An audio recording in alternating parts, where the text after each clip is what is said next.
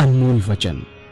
अखिल भारतीय संत मत सत्संग के संस्थापक और गृहस्थ में आनंद योग के जनक परम संत महात्मा परम पूज्य श्री यशपाल जी महाराज अर्थात परम पूज्य भाई साहब जी द्वारा प्रतिपादित इन अनमोल वचनों का पालन करना अति आवश्यक है। ये वचन हमारी गृहस्थ आध्यात्मिक साधना के लिए मूलभूत सिद्धांत हैं, जो इस प्रकार हैं। हम दुनिया की हर चीज की कीमत आंकते हैं, अपने मानव जीवन की कीमत भी जाने व परमात्मा की प्राप्ति हेतु साधना करें। मनुष्य योनि एक उपहार है, इसीलिए परमात्मा को धन्यवाद देते हुए आधा घंटा प्रातःकाल, आधा घंटा सायंकाल पूजा अवश्य करें। सत्संग, सतनाम व सद्गुरु को प्राथमिकता देते हुए इसी के आधार पर ध्यान योगाभ्यास अवश्य करें व गृहस्थ के कार्यों को परमात्मा का कार्य समझकर उसी की याद में संपन्न करें। हर समय ये ध्यान रहे कि गुरु कृपा द्वारा परमात्मा की पवित्र सत्ता का हमारी आत्मा में वास है, अतः मन में निरंतर अपने इष्ट देव का जाप करें। मान सम्मान की इच्छा न करें व अपमान से दुखी न हो। परमात्मा के अतिरिक्त किसी और का भय न करें। दूसरों की बुराई न करें, न सुने, सत्य व मधुर बोलें, अश्लील शब्द मुंह से ना निकालें, सभी से नम्रतापूर्ण व सुंदर व्यवहार करें। धर्म पत्नी के अतिरिक्त अपने से बड़ी से माता जैसा, बराबर की से बहन जैसा व छोटी से पुत्री जैसा व्यवहार करें। सांसारिक जीवन यापन की आवश्यकताएं अंतहीन है, इसलिए अधिक से अधिक समय सत्संग में व धन परोपकार में खर्च करें। याद रखें, न स्त्री माया है, न धन दौलत, न ही परिवार। माया वह है जो हृदय को परमात्मा से दूर हटा दे। अतः निरंतर सत्संग और सद्गुरु की शरण में रहने का प्रयास करें। भोजन अपने इष्ट को अर्पण कर प्रसाद रूप में परमात्मा की याद में करें। रात्रि में सोने से पहले अच्छे बुरे कार्यों का आत्मनिरीक्षण कर उसका समुचित पश्चाताप करते हुए ध्यान करें व प्रभु की गहरी याद में ही विश्राम करें। परमात्मा तू ही है, तेरी इच्छा पूर्ण हो।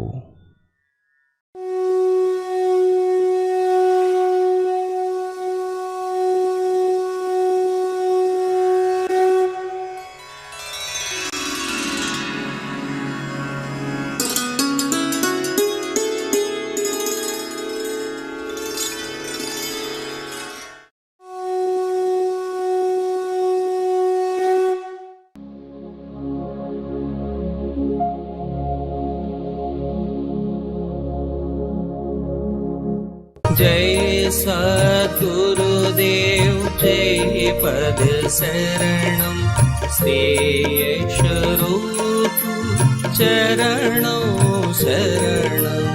जय सद्गुरुदेव जय पद शरणम श्री यशरूप चरणों शरणम। ऐसे बहुत से हमारे सत्संग पे एग्जाम्पल हैं जो आते हैं कि साहब अब नहीं करूंगा।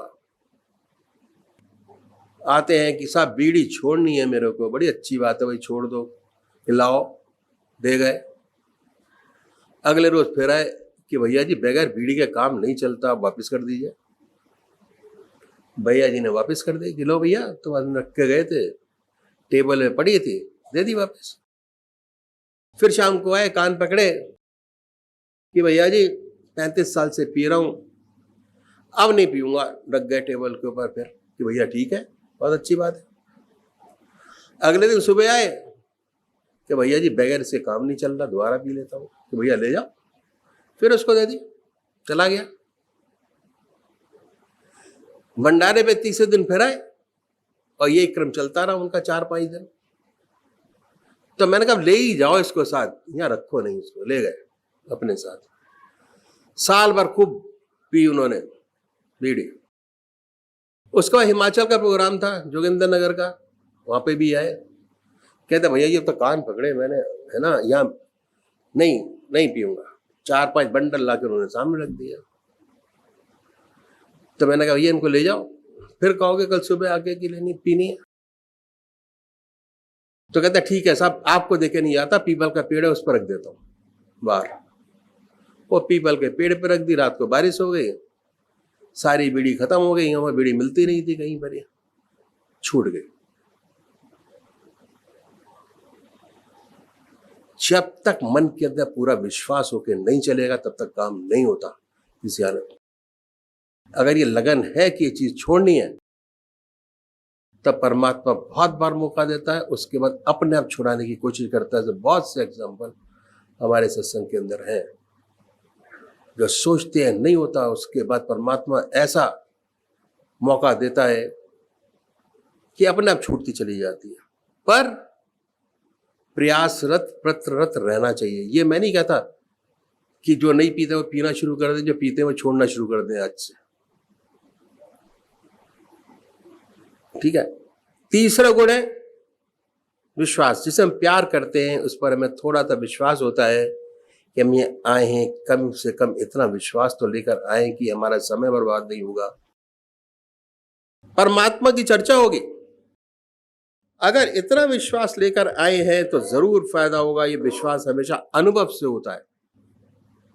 अनुभव, जिसने पहला स्टेप पूरा कर लिया है तो उसको अनुभव हो गया, आगे का काम बहुत इजी है। अगर आपने 8 घंटे का ध्यान अपना बना लिया तो समझ लीजिए आगे का स्टेप बहुत आसान है। अगर 8 नहीं बनाया तो आपका ना सुबह पूजा में मन लगेगा ना शाम को पूजा में मन लगेगा, विचलित रहेगा, कभी लगेगा कभी नहीं लगेगा। अगर उसको स्टेबल करना है तो कम से कम 8 घंटे आपको प्रैक्टिस करनी होगी, अभ्यास। खराब नहीं होगा ये विश्वास, अनुभव से होता है। अंधविश्वास बहुत खराब चीज है। अंधविश्वास गिराने वाला है। अंधविश्वास कभी नहीं करना चाहिए। इसका मैंने ये नहीं कि अपने को इतना संकुचित कर ले कि सच्ची बात को भी ना माने। अपनी बुद्धि को खुला रखिए और जिस बात को आत्मा माने, कहने से नहीं, आत्मा कबूल करे, उस पर चलिए तो हमेशा लाभ होता रहेगा। धीरे धीरे हमारा विश्वास बढ़ता है, हम अभ्यास करते हैं, धीरे धीरे हमें अनुभव होता है, धीरे धीरे हमें अपनी आत्मा का ज्ञान होता है, धीरे धीरे परमात्मा की ओर बढ़ते हैं, धीरे धीरे हम उसकी लीला को देखते हैं। और एक दिन ऐसा आता है, पूर्ण विश्वास हो जाता है कि हम अपने को उस परमात्मा को पूरी तरह नछावर कर देते हैं, छोड़ देते हैं। और विश्वास बहुत आवश्यक है।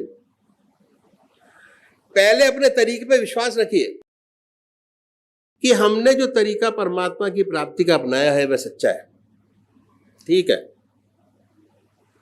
बहुत सोच समझकर उसमें कदम रखिए। जब धीरे धीरे में विश्वास हो जाता है कि मेरा रास्ता ठीक है, मेरा हृदय निरंतर उस प्रभु की याद में डूबा रहता है, सुख में भी उसकी याद बनी रहती है और दुख में और ज्यादा बनती है। सुख में तो बनती है, दुख में और ज्यादा बनती है। तो कोई ऐसा समय नहीं रहता जिसमें उसकी याद हमें न रहती हो। ऐसी सुंदर हालत बन जाती है, तुम्हें विश्वास हो जाता है यदि ईश्वर चाहेगा अंत समय में भी उसकी याद छूटेगी नहीं, बनी रहेगी। तरीका है उसका करने का। ईश्वर चाहेगा तो बनेगी। चिंतन वाली विश्वास जो है, जो पार लगाता है, जब मौत का धक्का आता है तो बड़ी बड़ी तपस्या धरी की धरी रह जाती है, शरीर कमजोर हो जाता है, मन कमजोर हो गया, ऐसा विश्वास, ऐसा आत्मिक अनुभव यदि जिंदगी में हो जाता है, उससे विश्वास दृढ़ हो जाता है, वही अंत समय में काम आता है।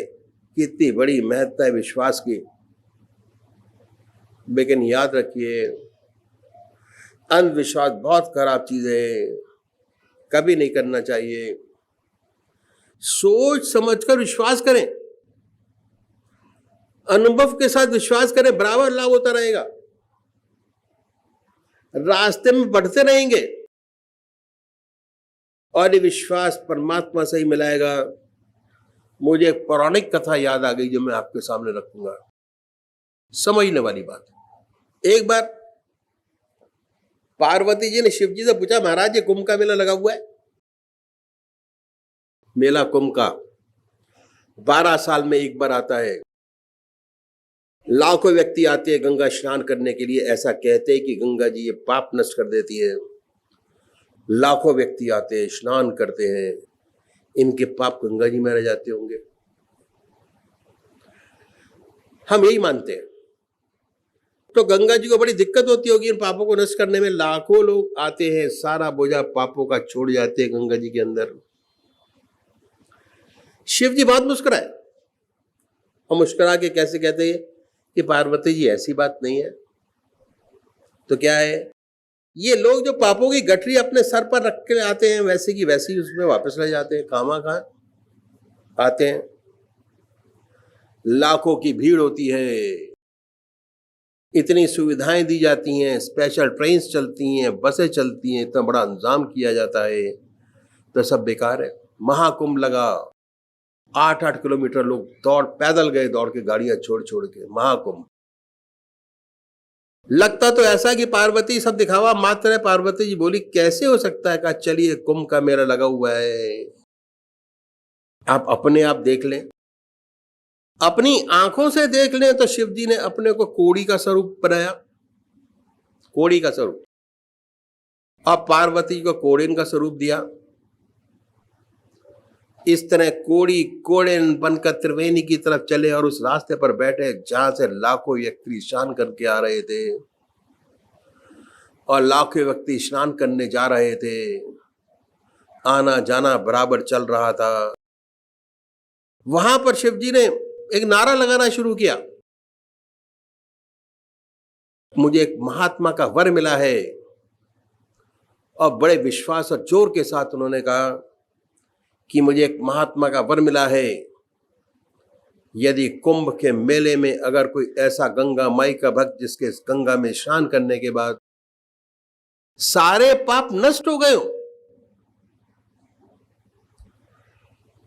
वह यदि गंगा जल मेरे ऊपर छिड़क दे तो मेरे सारे पाप नष्ट हो गए, मैं स्वस्थ हो जाऊंगा, मेरी काया कंचन हो जाएगी। मुझे एक वरदान है, एक संत की वाणी है। यह भी कहा कि उसकी वाणी कभी झूठी नहीं हो सकती, न हुई है। और आप लोग स्नान करने जा रहे हैं, यदि ऐसा कोई व्यक्ति सामने आए जिसके त्रिवेणी स्नान करने के बाद सारे पाप नष्ट हो गए हों, जल लेता है और मेरे ऊपर छींटा लगा दे, सुबह से शाम हो गई, एक भी ऐसा गंगा माई का भक्त न मिला जिसने हिम्मत की हो कि छींटा लगा दे, जिसे विश्वास हो कि गंगा माई में स्नान करने के बाद उसके सारे पाप नष्ट हो गए हों। पार्वती तमाशा देखती रही, बड़ा विस्मय हुआ कि भगवान ठीक ही कह रहे थे। शाम सायंकाल जब सूरज छिपने लगा, एक किसान आया, गंगा जी ने स्नान किया, पाप नाशनी मां हर हर गंगे का उच्चारण कर पवित्र होकर बाहर निकला। उसने भी सुना कि अगर ऐसा कोई व्यक्ति जो छींटा लगा दे मेरा शरीर स्वस्थ हो जाए, तो वह कहने लगा कि त्रिवेणी में स्नान करने के बाद पाप तो रहता ही नहीं, इसमें कोई शुबा नहीं। तेरा शब्द झूठा हो सकता है लेकिन त्रिवेणी झूठी नहीं हो सकती। मैं अभी जल लाता हूं, छींटा लगाता हूं, दोबारा गया इसी विश्वास के साथ कि पाप तो रहता ही नहीं, न था, कभी नहीं उसका जीवन इतना पवित्र और सरल था। जल लाया, छींटा लगाया, छींटा लगाते ही पार्वती और शिव जी प्रकट हो गए। तो कहा देखो करोड़ों में यही एक ऐसा है जिसे पूर्ण विश्वास है कि गंगा जी में स्नान करने के बाद पाप तो रहता ही नहीं। विश्वास आखिरी मंजिल है, वह विश्वास जो अनुभव से हासिल हुआ, जिसने आपके जीवन को पवित्र बना दिया हो।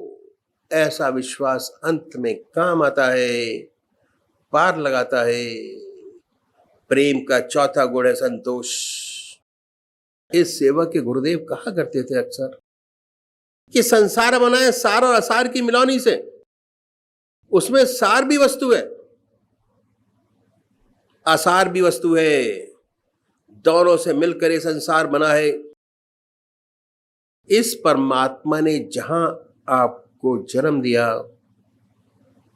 जिन परिस्थितियों में रखा, उन परिस्थितियों में संतुष्ट रहते हुए उस परमात्मा के नाम को दिल और दांतों से पकड़ो, प्रभु के नाम को।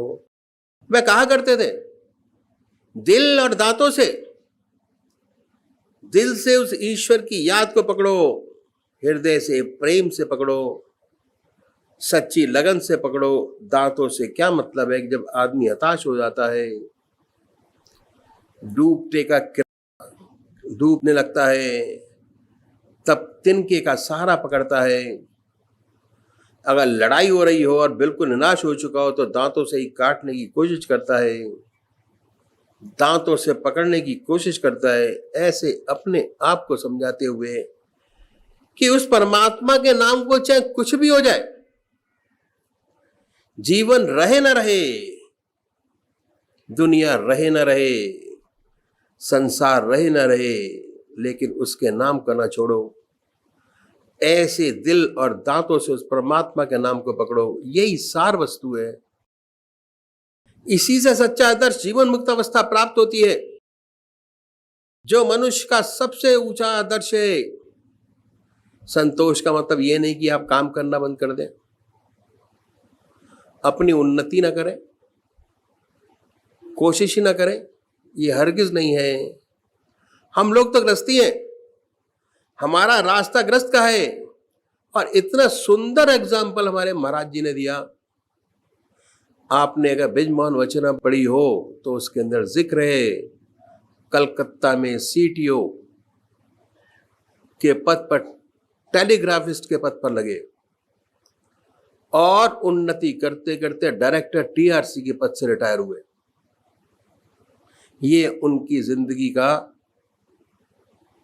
बहुत बड़ा पहलू रहा कि एक छोटी सी नौकरी करने के बाद ही retired as a director TRC. और पहले एक्सचेंजेस और टेलीफोन का जो डिजाइन था उन्होंने किया था सारा। He was a researcher in his life, telecom के अंदर। प्रैक्टिकल टोटल एग्जाम्पल है। तो ये ना सोचिए कि जिस पद पर आज है उसी पद पर बने रहे और दिल और दांतों से इस रास्तों को पकड़ ना, अपनी उन्नति की लाइन हमेशा खुली रखनी चाहिए। तो यह संतोष के माने ही कि हम हाथ पर हाथ रख के बैठ जाए। हमें प्रगतिशील रहना चाहिए अपनी दुनियावी तरक्की के लिए और समय सच्ची कोशिश करें, सच्ची मेहनत करें। द्वेष से बचें। सबसे बड़ी बात द्वेष। अगर कोई दूसरा साधक आगे बढ़ रहा है तो उसके प्रति द्वेष ना रखें, द्वेष से बचें। दूसरे को देखकर हमारे दिल में द्वेष पैदा ना हो, बल्कि उसकी तरक्की को देखकर हमारे अंदर उत्साह पैदा हो कि हमें उससे अच्छी मेहनत करनी चाहिए और ऊंची तरक्की प्राप्त करें।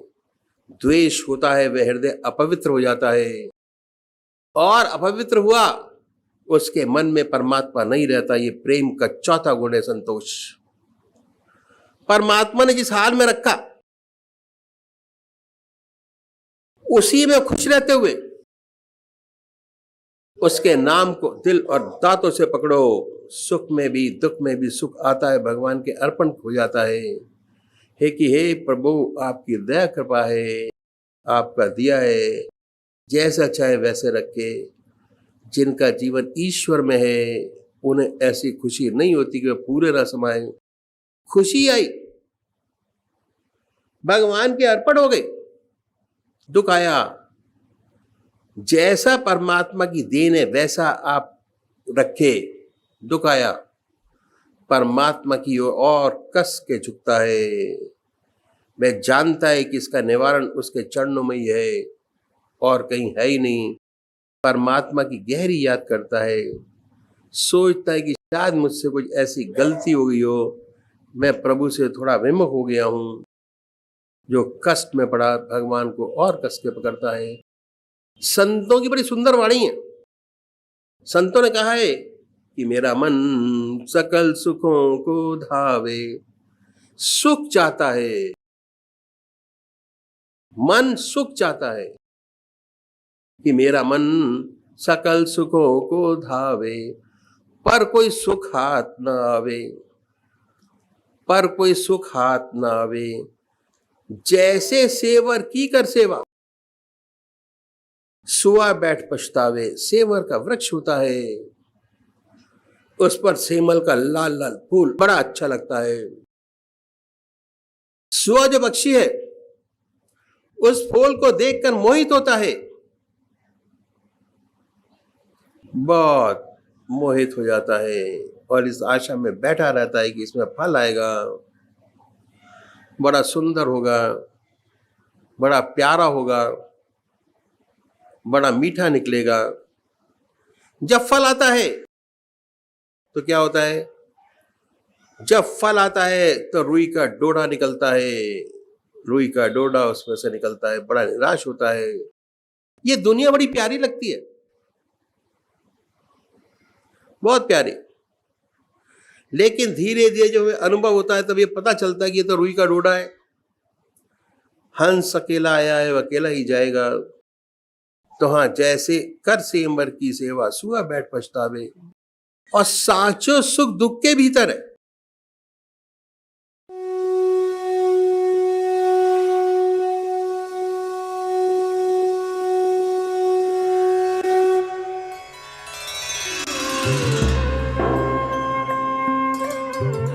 ध्यान योग के कार्यक्रम आनंद योग से निशुल्क जुड़ने के लिए संपर्क करें 9810239677।